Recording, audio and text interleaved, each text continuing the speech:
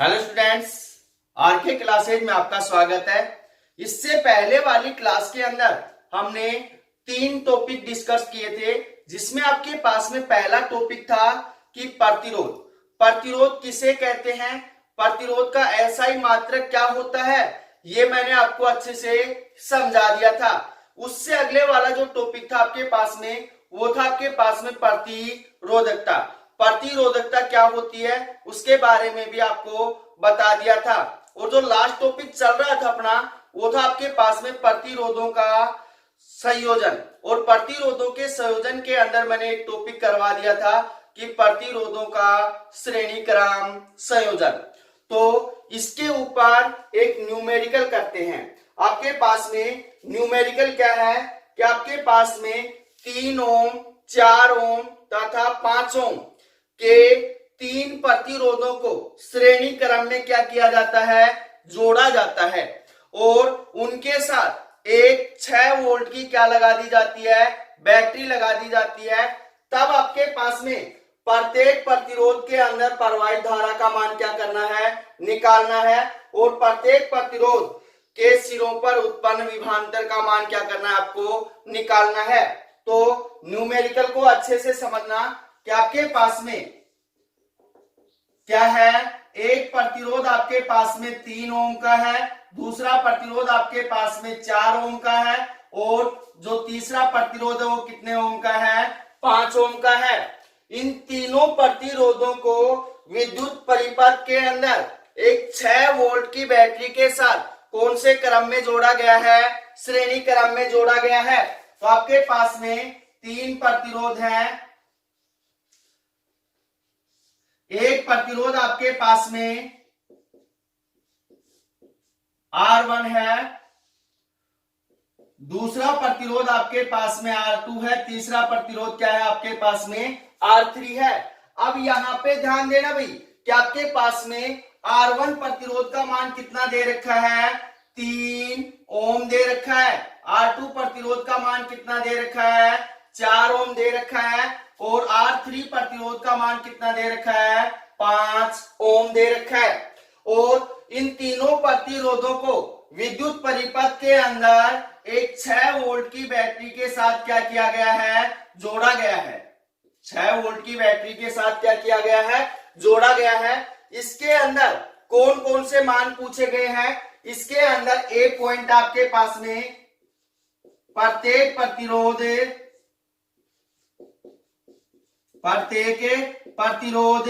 में प्रवाहित धारा। सेकंड पूछा गया है इसके अंदर बी, वो है आपके पास में प्रत्येक प्रतिरोध के सिरों पर उत्पन्न विभवांतर। तो यहां लिखेंगे प्रत्येक प्रतिरोध के सिरों पर उत्पन्न विभवांतर,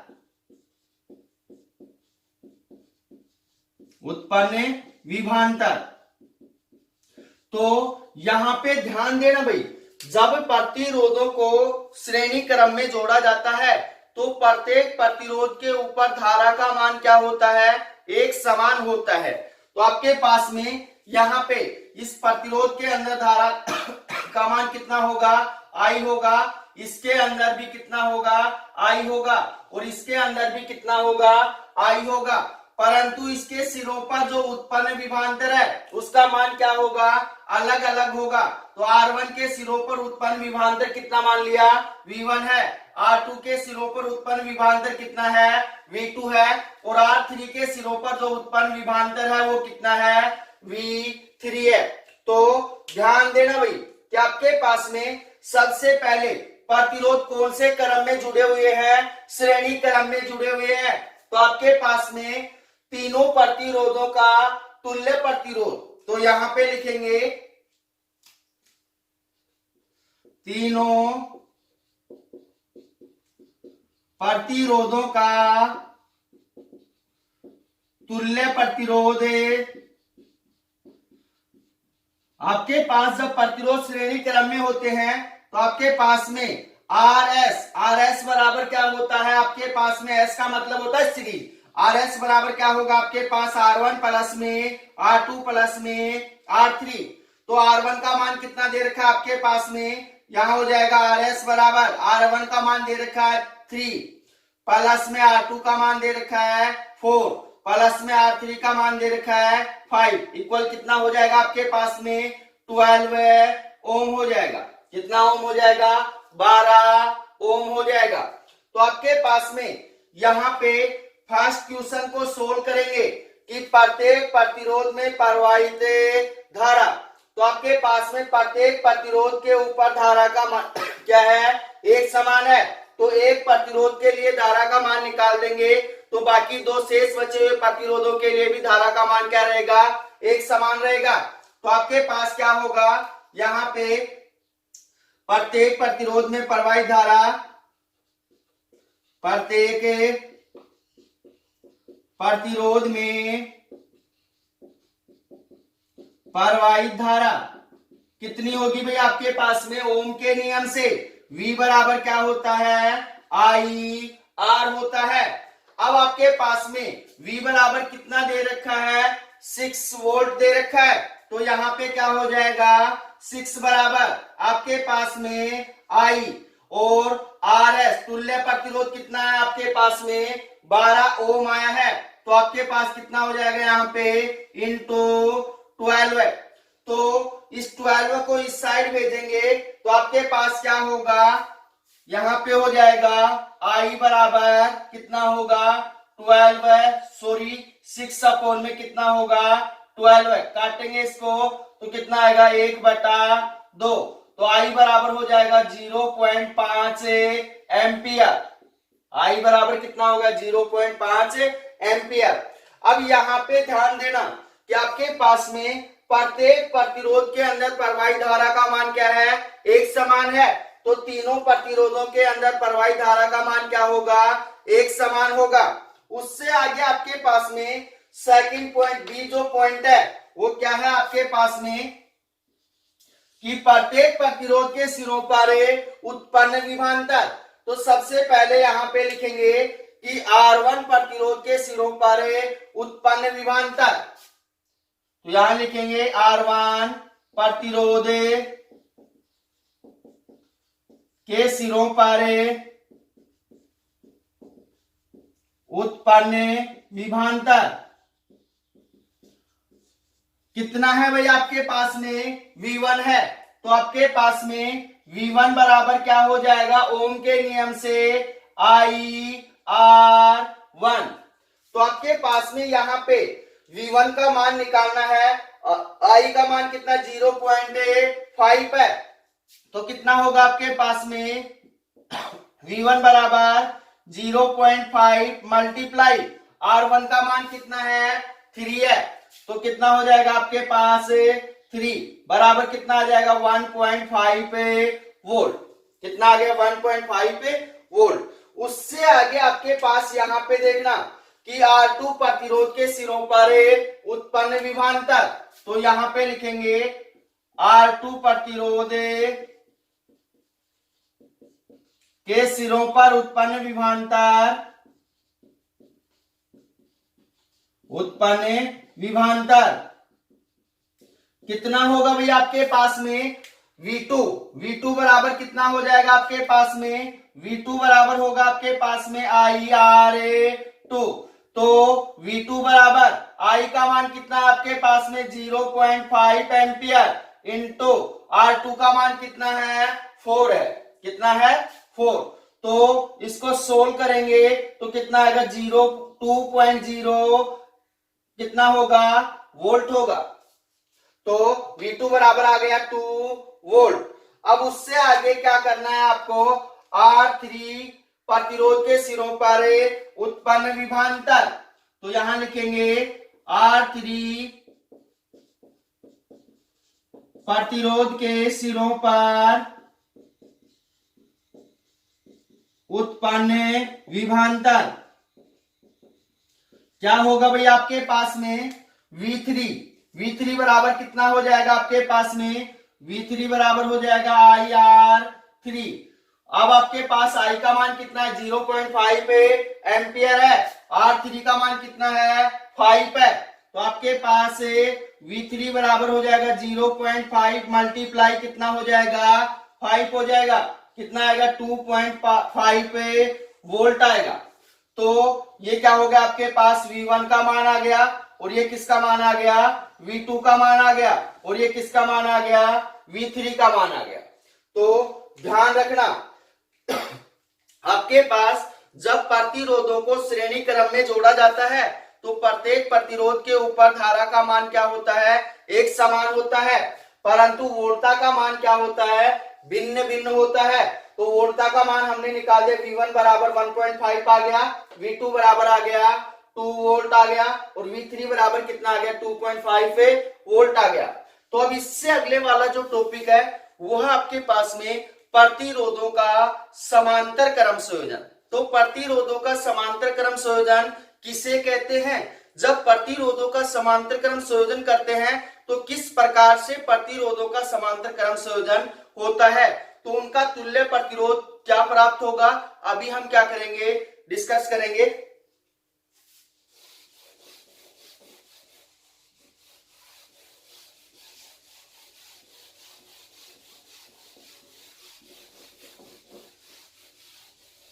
अगला जो पॉइंट आपके पास में वो है प्रतिरोधों का समांतर क्रम संयोजन। प्रतिरोधों का समांतर क्रम संयोजन, समांतर क्रम संयोजन।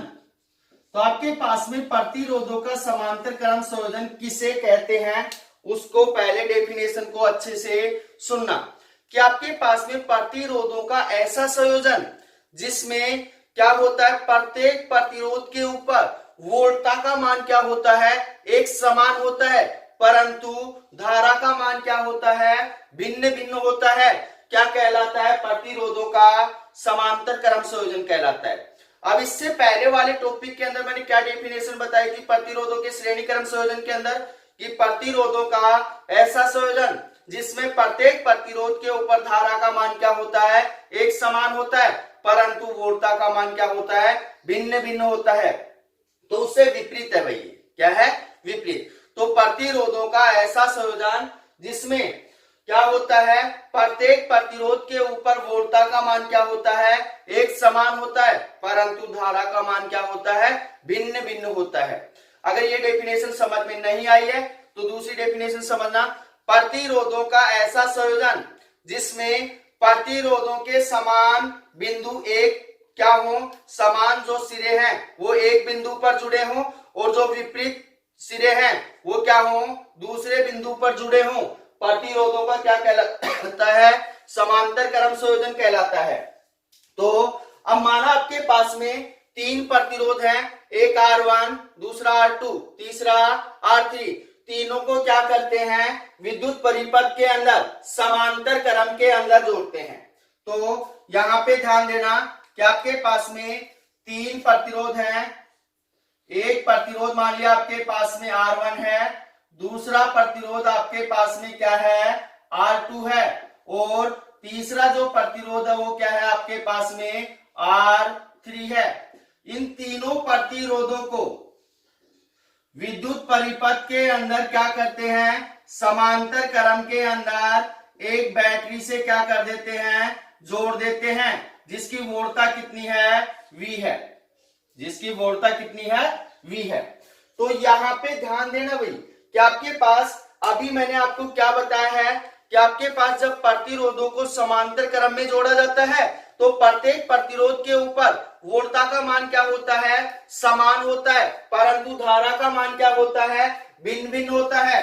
तो आपके पास में यहाँ पे R1 प्रतिरोध के ऊपर वोल्टता कितनी है V1 है, उतनी ही क्या होगी R2 के ऊपर होगी और उतनी ही क्या होगी R3 के ऊपर होगी।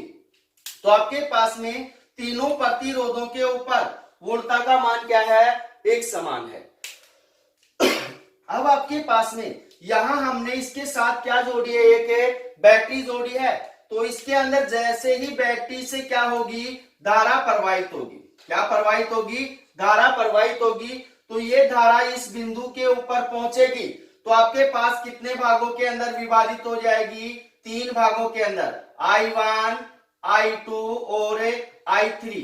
इसलिए आपके पास में प्रत्येक प्रतिरोध के ऊपर धारा का मान क्या होता है?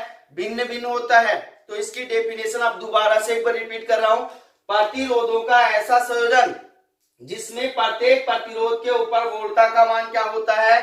एक समान होता है, परंतु धारा का मान क्या होता है? भिन्न भिन्न होता है। प्रतिरोधों का क्या कहलाता है? समांतर क्रम संयोजन कहलाता है। यह इसकी दूसरी डेफिनेशन हो जाएगी कि प्रतिरोधों का ऐसा संयोजन जिसमें प्रतिरोधों के समान बिंदु, समान जो सिरे हैं एक बिंदु पर और जो विपरीत सिरे हैं वो दूसरे बिंदु पर क्या हो? जुड़े हों, क्या कहलाता है? प्रतिरोधों का समांतर क्रम संयोजन कहलाता है। या फिर इसकी तीसरी साधारण जो कॉमन डेफिनेशन है वो हो जाएगी कि प्रतिरोधों का ऐसा संयोजन जिसमें एक बिंदु से दूसरे बिंदु तक जाने के लिए कितने रास्ते उपलब्ध हों? n रास्ते क्या हों? उपलब्ध हों, क्या कहलाता है? प्रतिरोधों का समांतर क्रम संयोजन कहलाता है। अब आप इससे आगे कैसे सोल्व करेंगे? माना आपके पास में 3 प्रतिरोध R1, R2, R3 है। इन तीनों को क्या किया गया है? विद्युत परिपथ के अंदर समांतर क्रम में जोड़ा गया है। कौन से क्रम में जोड़ा गया है? समांतर क्रम में जोड़ा गया है।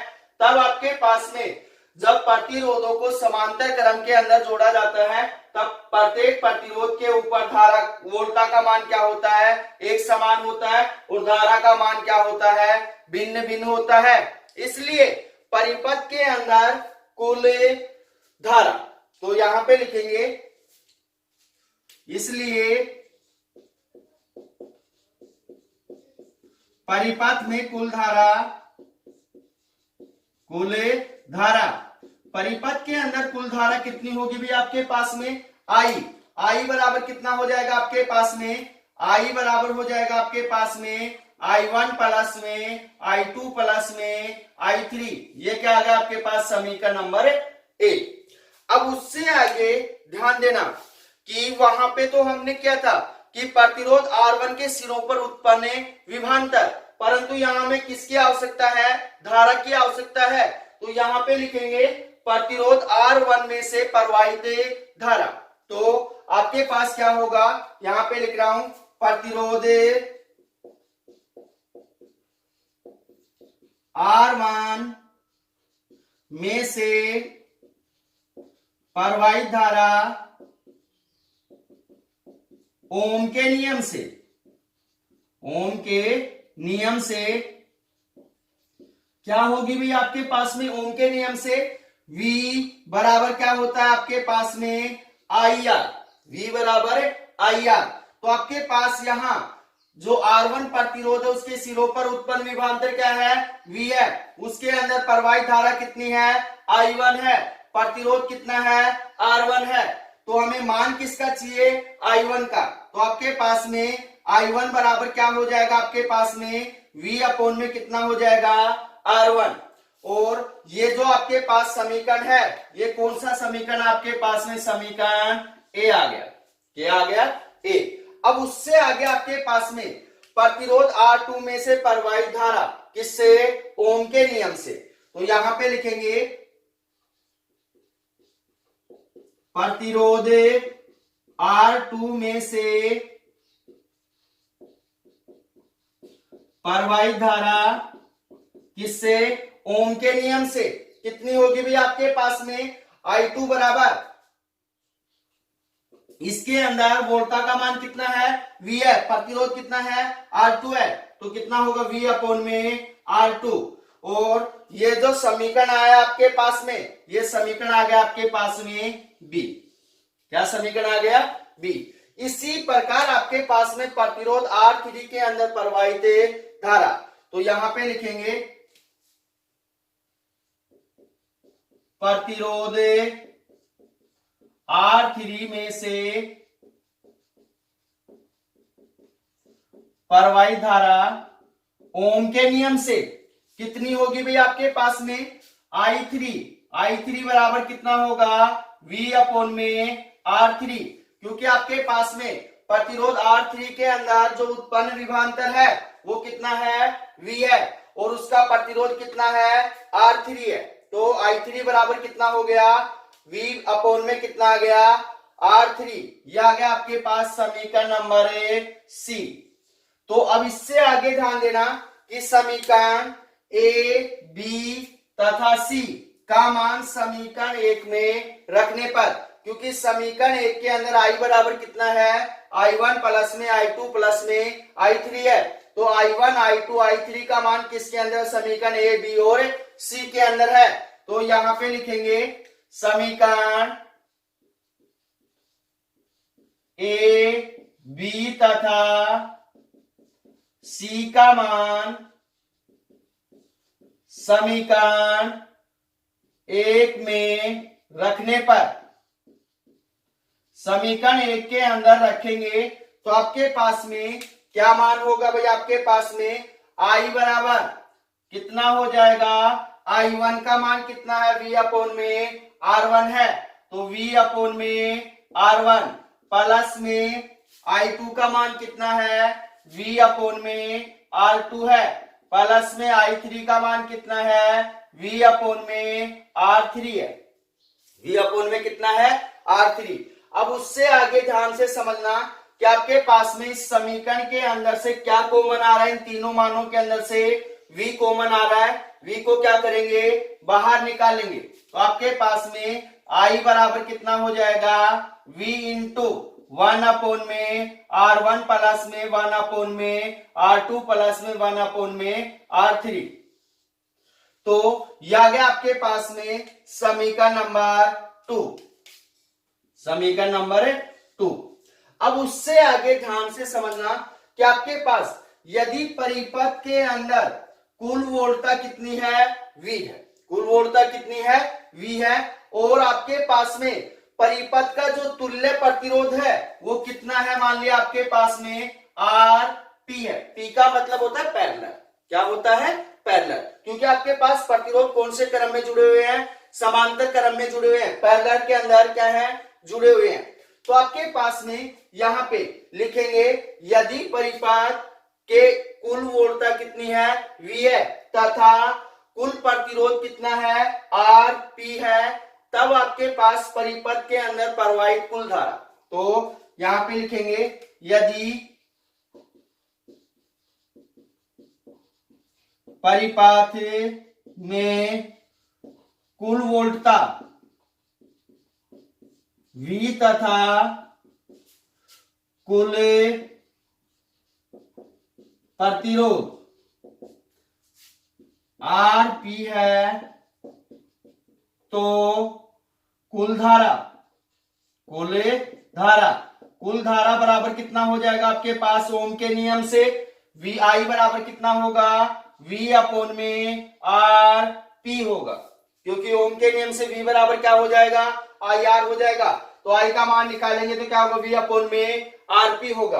अब आपके पास यहां पे क्या आ गया, ये समीकरण नंबर कितना आ गया, 3 आ गया, समीकरण नंबर कितना आ गया, 3। अब इससे आगे ध्यान देना कि समीकरण 2 तथा समीकरण 3 के अंदर देखना भाई, I बराबर कितना है, V इंटू 1 अपॉन में R1 प्लस में 1 अपॉन में R2 प्लस में 1 अपॉन में R3, और समीकरण 3 के अंदर क्या है, I बराबर V अपॉन में RP है।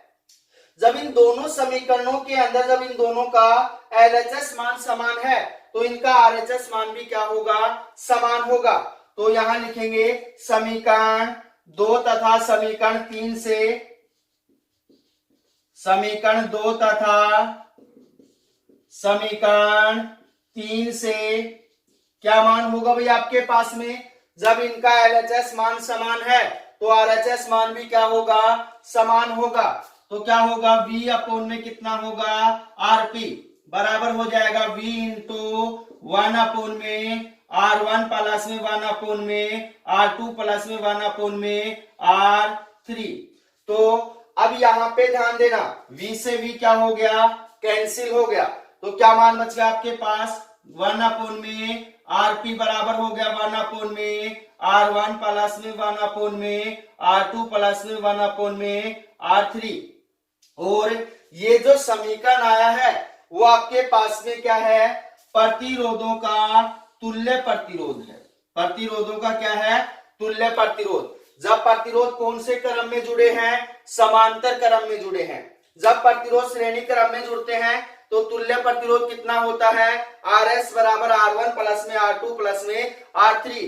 परंतु जब प्रतिरोध कौन से क्रम में होते हैं? समांतर क्रम में होते हैं, तो तुल्य प्रतिरोध कितना होगा? 1/Rp बराबर 1/R1 प्लस 1/R2 प्लस में 1/R3 होता है।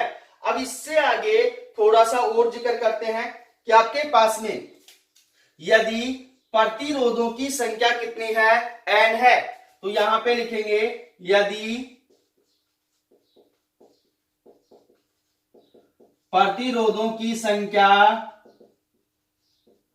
n है तब तुल्य प्रतिरोध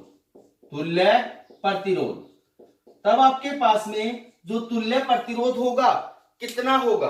तो ध्यान देना भाई, आपके पास कितना होगा?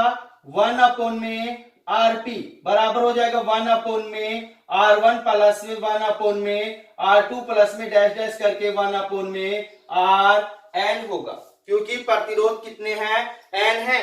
तो अब उससे आगे ध्यान देना, यदि आपके पास में सभी प्रतिरोधों का मान क्या है? एक समान है, तो यहां पे लिखेंगे यदि सभी प्रतिरोधों